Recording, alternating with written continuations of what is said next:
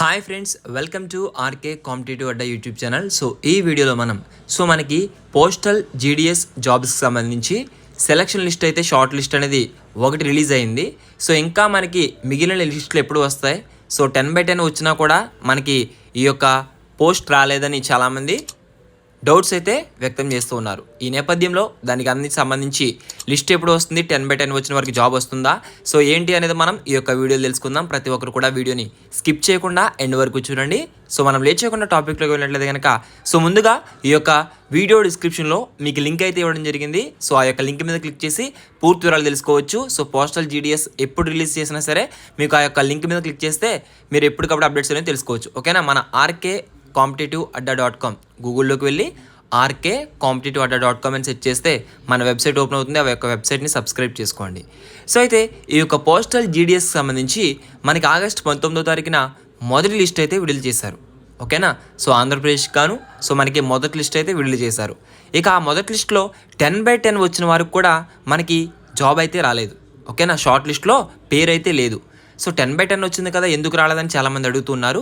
ఈ నేపథ్యంలో ఏంటంటే కనుక 10/10 వచ్చిన వారికి కూడా మనకి ఏదైతే ప్రిఫరెన్సెస్ పెట్టుకున్నారో ఆ ప్రిఫరెన్స్ బట్టి కూడా మనకి వేకెన్సీ అయితే ఇస్తారు. సో మీరు ఇచ్చిన ప్రిఫరెన్స్ బట్టి ఆధారంగా ఫస్ట్ ప్రిఫరెన్స్ ఎవరైతే పెట్టుకుంటారో వారికి ఇవ్వడం జరుగుతుంది.